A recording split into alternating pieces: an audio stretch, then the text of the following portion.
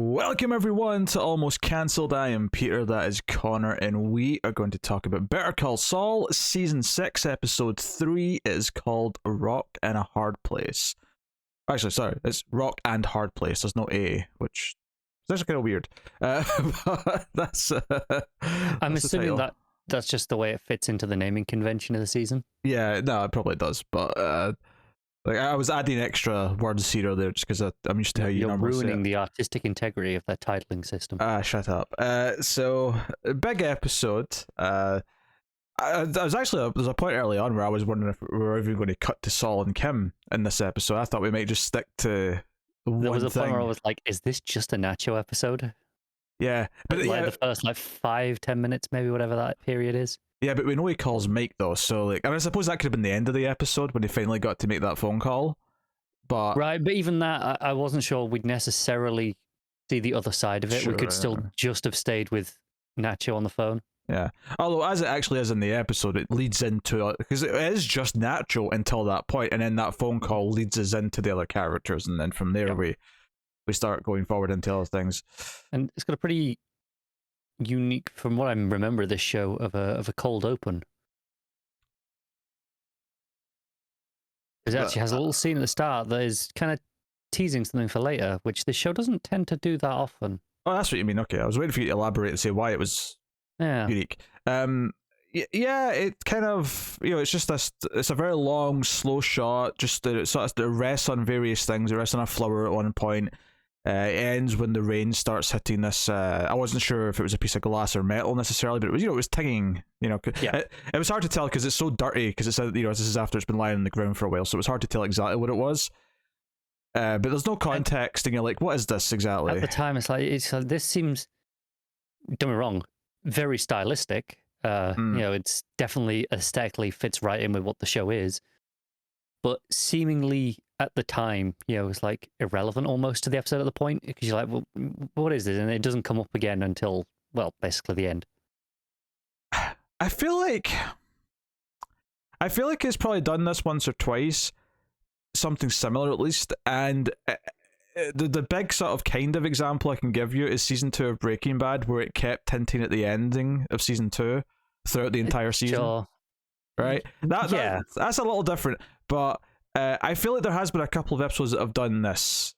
This is not the only time they've done, let's tease something from the climax of the episode in the opening. It might not be, but it's still uncommon. They don't do it often. I'm not saying that it's like a every other episode thing, but I feel like they have done it before. Poor choice of word. Yeah. But yeah, we get into Nacho, the car breaking down after he's fled the scene. He knows the others are coming after him, and we get this fantastic little sequence where he hides in a crashed oil tanker on the side of the road, and he jumps in, and there was actually a moment where, because he just sort of looks through this little hole, there's a little rust hole that he can look through, and the twins pull up and they're looking around, and one turns and looks at the tanker, and Nacho starts to move, and I'm like, Nacho, don't move, that's what gave away the guy that you were looking at last episode. It's because he moved when you look at the hole. Right, but I mean, different sort of hole, right? Sure, but I was like, no, don't fall for your own thing. But obviously the tanker's at an angle, and it's mostly empty, but there is some oil at one end, and Nacho realizes, well, this twin's not an idiot. He's going to come and check this. It's the only thing for miles. He's going to come and check it. Mm-hmm. So he goes over, he holds his breath, and I think what makes this particularly effective, the whole thing's well shot. It's a very tense sequence. It does its its usual thing. It's the shot of just the reflection, right? No. That's not what I was going to say. The thing that sells this more than anything is the fact that the transition from his head going under to then the twin's head popping in to look for him is done in a single shot. There's no cuts between those two actions. The shot starts with his head in the foreground dipping under the oil, and it actually lasts long enough that you see the oil smooth out, and any evidence that someone's been under completely goes away, and then the twin's head comes in. And because that sequence, and I'm sure there's some trickery involved here just to make it safe to shoot and all that, but because it's all in one shot, that part of it, right? Obviously there's cuts after, there's cuts before, but that part being in one shot makes you feel it. It makes you feel that length of time, and it feels real. in the moment because of it's it. the sort of thing as well where he's coming over. He knows he's got to get under the oil, and it's like he's got to stay under long enough, right? Uh-huh. And it's like, okay, but he can't go under too late because one, if he's too late, he'll just get seen, and two, there'll be the ripples. So he's got to go early enough, and then still leave himself enough time. It's all it's all this tension of, is he going to stay under long enough as well? It's very well done. And I'm sure you could thematically like add some bullshit to this about him being completely covered in oil and how that relates to the story. Look, I couldn't think of anything, but I'm sure there is something. I'm sure if we sat here for 30 seconds, we could spitball some bullshit. But not everything has to have thematic reasons. Sometimes it's just I'm just oil is a good thing to hide in. It's very thick. Yeah. And so but anyway, he eventually climbs out, he vomits, and he gets to this it turns out to be a little garage that he's using a hose, and this guy comes out, and he's very nice. I was actually really worried about this guy who works this mechanic, because I thought, oh god, if they come here looking for him, they might kill him, and I really feel bad because this guy's been nothing but just a nice Samaritan who hands him some soap and gives him some clothes. Stand-up guys like, hey, yeah, use the phone. Don't worry about it. Yeah, and Nacho, of course, is a good guy and like leaves him like a wad of cash anyway, even though he didn't want any money. He's like, no, pretty healthy amount too, by the look of it. Yeah. So yeah, he makes his phone calls. He makes 2 phone calls. Obviously, the second one's the one that we were expecting because we got the other end of it last episode. The first one's to his father, and the big thing with Nacho is that getting into this season, it was like, okay, there's very few endings to Nacho's story that we were going to have. And the one that we got in this episode did not surprise me. I guess the only thing that does surprise me about his death coming this early in the season is that the cliffhanger of season 5 was very much that Lalo's coming for him, like this Lalo's wrath that he should be scared of. So it's kind of interesting to me that he's circumvented that by doing it this way. And a big part of why he does what he does is to circumvent the harsher possible outcomes. So that's why. But it's interesting to me.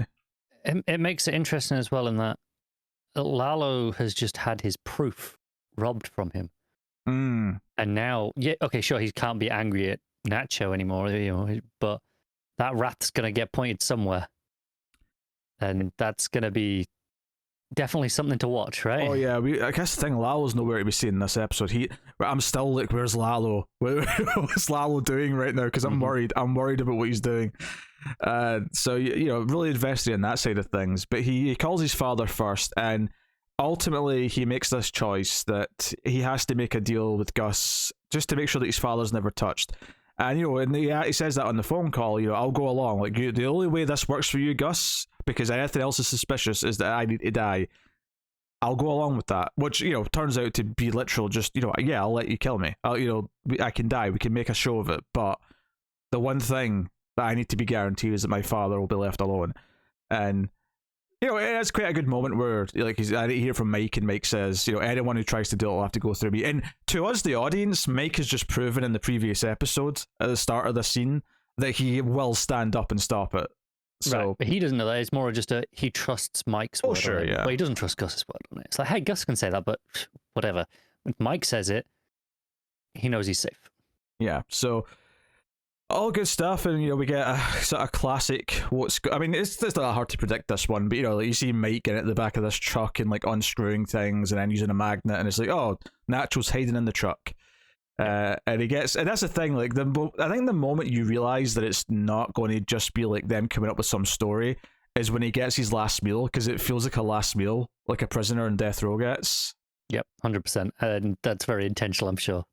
And that's not to say that there wasn't some still wiggle room, because I was thinking when Mike and Nacho nod at each other and he's got that bit of glass in his hand, I'm like, wait, have they thought of some sort of plan to get him out of this? Because obviously the plan's to kill Nacho in front of the Salamancas, but if they got something else planned, and it turns out the plan is just to guarantee that it's a nice, clean, quick death, and it's not, something. The nod is trusting in Mike to do it professionally, basically. Yeah. Obviously Nacho ends up doing it himself, which obviously just as trusting of himself, naturally. It is, and also that's, for him, it's his last good act, right? Not that he's been a bad character, he's been a good character for a long time, but the last good act he's saving Mike from having to do it. He saves Mike from having to do it, and I think what I loved about this scene where they take him out and Mike's up in the sniper's perch, and which, by the way, I just loved it. Like I recognize Mike's gun. This is like such a weird thing to like, but I love that it's not just that he's got an endless supply of sniper rifles. No, he's got his one carry bag that he has his one sniper rifle in that he uses for things like this. It since season 1, right? I don't know, I like that for some reason. But because it's just an expensive piece of equipment. Effectively, you just. I mean, some people have racks and racks of them, but Mike's a practical man. He has what he needs and no more. That is very Mike, yeah. But so they have him out, and the whole plan is that he's going to blame so-and-so so that the Salamancas are convinced. What I love about this, and there's obviously little bits of tension where, like, Hector's trying to point at Gus and, like, blame him. Like, admit it, go on, blame Gus. And Nacho laughs us off. The chicken man, really? Come on, you think he can pull this off? Yeah, but the part I love, though, is when he then uses another truthful thing to make it convincing that he hates Hector. Is like, I'm the one who put you in that chair. I swapped out your medication. And obviously, we know that was also Gus that wanted him to do that. Yeah. But Nacho is... Because there's a point during this where he clearly thinks about maybe betraying Gus, just trusting in Mike that he'll protect his dad anyway, right? Yeah. It's like, hey, because he doesn't like Gus. Gus blackmailed him into all this in the first place. Screw him. But he makes the choice like, no, he's going to, prove that he is, loyal, a man of his word. He's very much Mike's man. And he is going to go along with the story to the bitter end. Yep, that's true. He does keep his word, as hard as it might have been to do.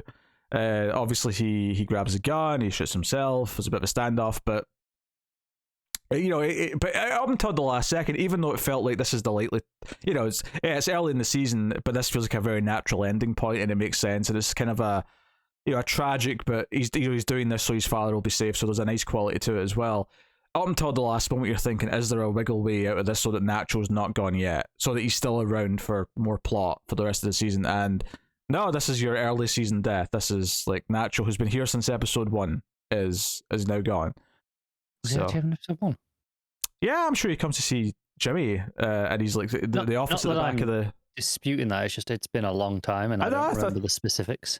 I mean, someone could correct me if I'm wrong, but I'm sure he comes to see Jimmy in his little office behind the salon back in episode 1. I think that's the case. You could be right, yeah. Yeah. So yeah, it ends in this really sad note. I think it's interesting that this episode, there's almost hilarious thing here where they give Hector a gun so he can just keep shooting Nacho's dead body, and it's actually, I like how they carry the chair over instead of wheel it. But he's just like shooting the gun. He can barely aim it. They just have to kind of angle it in his hands so it's like aiming down at him. And I think what's great about this is that I don't believe that Hector really truly believes that Gus is innocent here, and I'm sure Lalo won't either. But in the moment, he's pissed off Hector enough with something very real that Hector does obviously want revenge here and does go over and take these shots. So that even though they still think Gus is involved, they can't turn around and say to the others in the family and everyone else that, oh no, we still think Gus is behind it. Like everything's still played out too nicely. They might think it the whole time, but we know clearly they never managed to prove it. Yeah. So the plan here worked. Yeah, it did. Yeah. I was actually half expecting more of a smile on Gus's face, because there's that shot sort of watching him get into the van. Where he's at the side of the frame. Keeping the poke face just in case. Yeah, just in case. Just in case, maybe they've got their own sniper watching. He's got to be careful. Yeah. Every time Mike's up at a sniper's perch, I'm always worried someone's going to sneak up behind them. I've seen too many movies and stuff with snipers getting, flanked. I'd say Mike is a professional. I wouldn't dare let that happen to him. But the reality is, it could happen. Yeah. Yeah. I mean, obviously, I know he's going to be okay because he's in Breaking Bad, but just right. It's more. I think it's more about just the fact that in a space like this, it's a fairly big space. There's the odds of someone picking that exact spot as well. Like they'd have to know exactly where he was in the first place to follow him up there. It's pretty unlikely.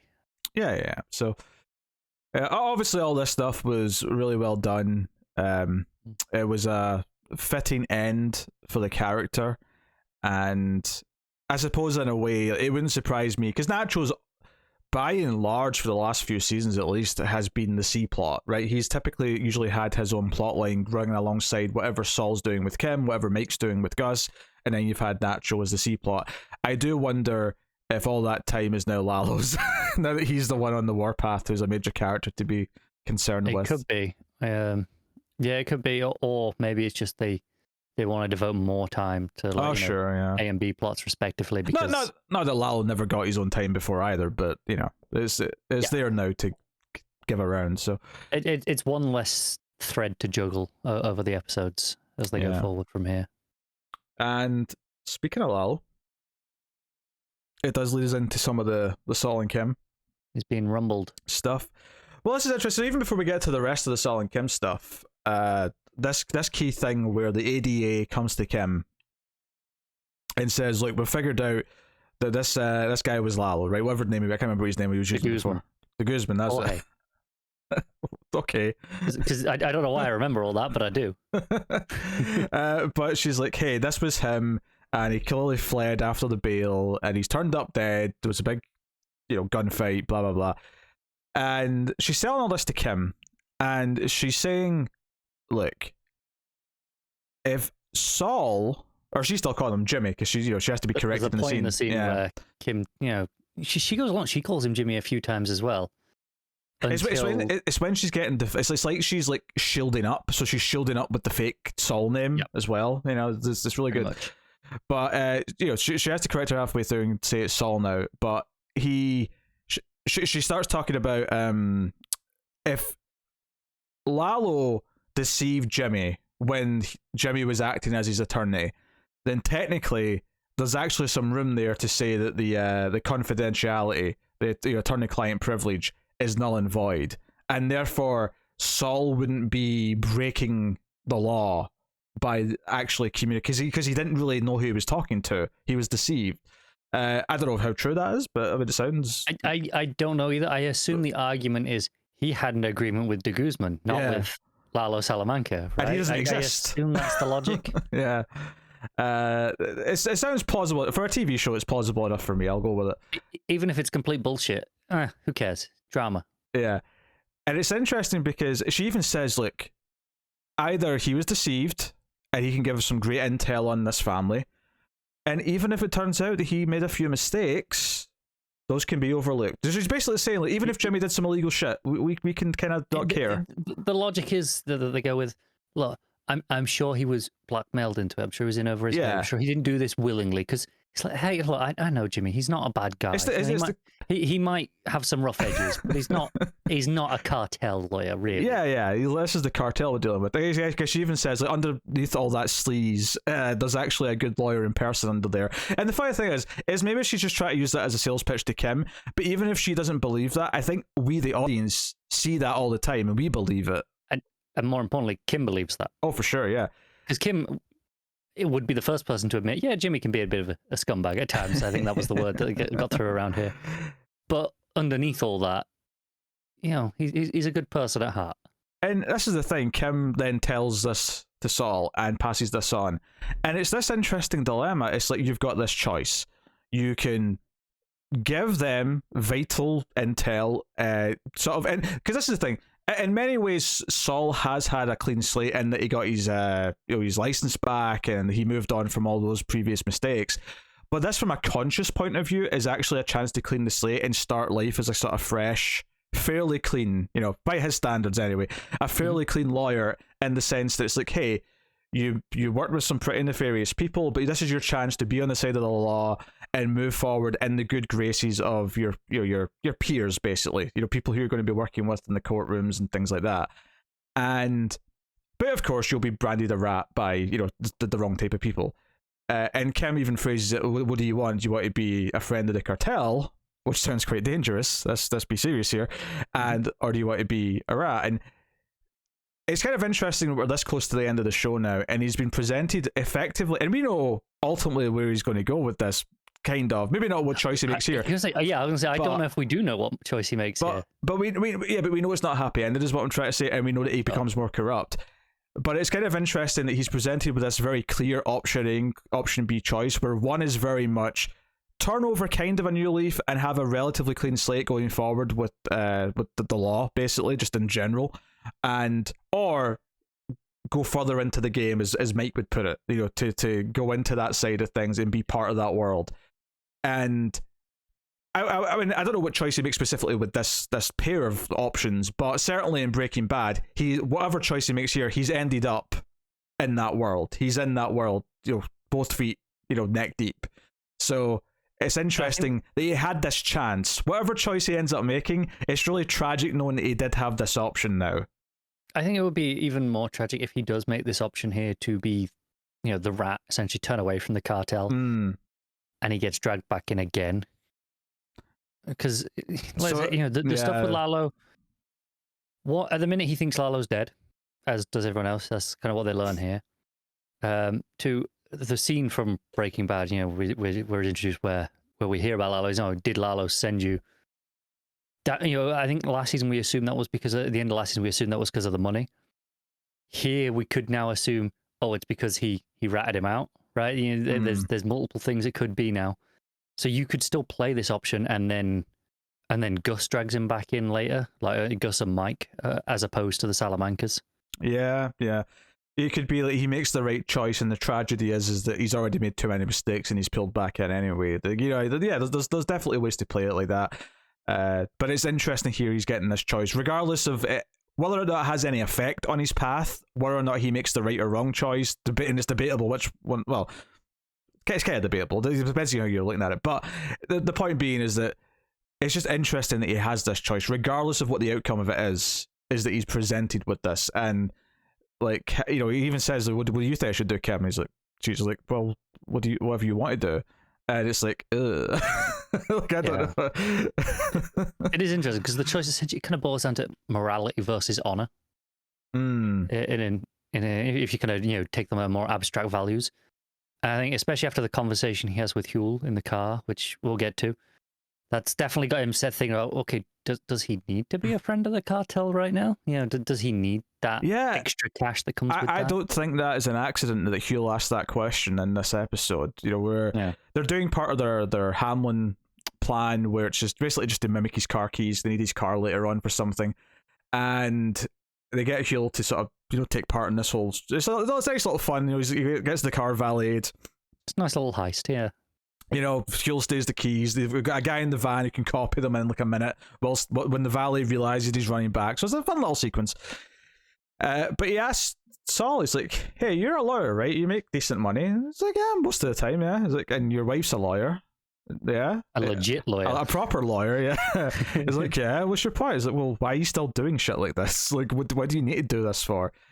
And Jimmy makes this speech about how, I can see how this looks, but like, there's an end goal here, and it's going to benefit a lot of people. And it's true, although there is a selfish element to it as well.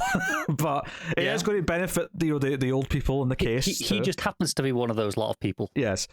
But it's this speech about how this is for the greater good ultimately, and this is part of a larger plan. And it's funny, you talked about how it's honor versus morality, and I would throw into I would grade that up a bit and say, but is there not honor in morality? Well, I think that's where it comes down to how much does he value his honor, right? Yeah. So, but it's interesting that he has to sort of justify why he still does this, and then he's presented with this option to go even more clean and be like, no, you could just stay away from all this shit and like have a successful lawyer career. Like, just do that. Yeah, listen, he doesn't even need to be that successful. Between the two of them, they would clearly be comfortable. Oh, for sure. Yeah. And that's the funny thing is, a big part of Breaking Bad, it was that, obviously there was a need for the money to begin with, but ultimately it was about Walt and his ego and the power and having more and more than he needed.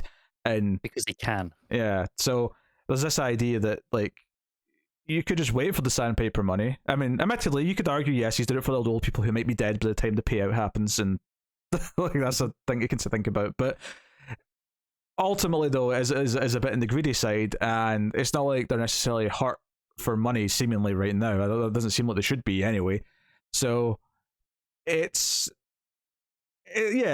all these questions that come into it, and it kind of it's kind of an examination of why Saul is Saul and why he does what he does. I saw something interesting this week actually. Is apparently, because how Saul's a bit more straight up villainous in Breaking Bad, at least to begin with.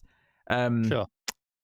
I saw apparently the plan originally with Better Call Saul was to actually transition him into that kind of personality a lot earlier, but they liked writing Jimmy and like having the heart of gold so much that they just stuck with it. This before, yeah. It's like, no, this is going to last longer now because he's just way more interesting. And it's gone to the point where that now is the jaded, bitter ending of this show instead of halfway through the journey or whatever the original plan was. Yeah, it's made us love him. It's made us all fall in love with Saul Goodman. And I think it's a better show because of it. Yeah. So, and it's kind of a neat thing where they fell in love writing a character, so we fell in love watching the character, and as a result, we're all going to be miserable at the end. So yeah, we've known for years that the only way this was going to end was with us being miserable, but it doesn't make it any better, does it? Yeah. I'm sure, we've joked about doing Breaking Bad after Saul ends, and that's maybe still on the table, but that's a discussion for the end of the season. Yeah. But see if we've got any tears left in us after the end of it. Oh dear. So all this stuff was just a really fascinating choice that was presented to them. Just some other details that were kind of sprinkled throughout. When they're discussing this car plan, they've done this a lot in this show, in one way or the other, where either they'll show how in sync or out of sync they are based on their routine together. We've seen them struggle to use the syncs together when they're like they were using them together perfectly last episode, I know. Yeah, or vice versa. Yeah, there's been a couple of times where they've shown how in sync they are, and this was another example of this where they're alternating between helping each other, where he zips her up and then she does his tie and then he puts on her jacket, and it's seamless, like it's just bouncing back and forth like it's nothing. And then they kiss and she sort of undoes the tie a bit, and I thought, was there implying a sex scene there, like before they went to work? Because it kind of felt like it was about to get romantic because they were so in the zone with each other, but maybe I was just reading into it too much. I could go either way on it, honestly. Doesn't really matter. You can tell me they did or they didn't, and I'd buy it either way. Yeah. I feel like they've got places to be, the lawyers. Like, I feel like there's some harsh times in court you need to adhere to, so maybe not. But hey. And it depends how much time they had spare already, doesn't it? So they're planning on it because they're debating about, we need to try and match the car and we get the same plates, which, by the way, like last episode I mentioned, I couldn't remember he's the license plate, and Hamlin does turn out to have a customized license plate. Joe, I saw the comment reminding us that, and as soon as I said it, I was like, oh yeah, it made a point of showing us that license plate on the car outside the club. Yeah, well, it was referenced a lot in this because he had it on the post-it note, and then he said it, it was mentioned a few times. So yeah, the Namaste license plate, but basically like, hey, yeah, we've got a deadline to like do all this stuff by to complete this plan, and we don't have time to fake a whole car that's the exact same as his. I presume they want someone to see his car somewhere nefarious, so that's probably the goal. We don't know what the plan is yet. No. But we know there's a specific date they mention that's like, hey, it's going to be done by this date, which means it's out of their control as to what the when it is there. There's a reason for that. I want to say it was like May 18th, which is interesting that... It was May or April 18th, yeah. It's interesting that if it is May, that it might actually oddly line up with like when it's airing. Yeah, that's true. Which, I mean, obviously it's set in a completely different year, but it's just an amusing idea that maybe they when they were writing this, and if they had like a vague idea when it was going to air, which, given that things got delayed so much while they were shooting, probably not. But no, not unless they just dubbed in a date later. But then, or it was meant to air exactly a year ago. Honestly, that's not impossible. It's not impossible in this case, because that still would have been a full year between seasons, which is, yeah, or it could just be a complete coincidence, and it's more likely. Don't need to read into it too much. I'm pretty sure Occam's razor here. Just a date they picked and happens to be when it's airing. Yeah, but so I mean, no, it was a very good episode.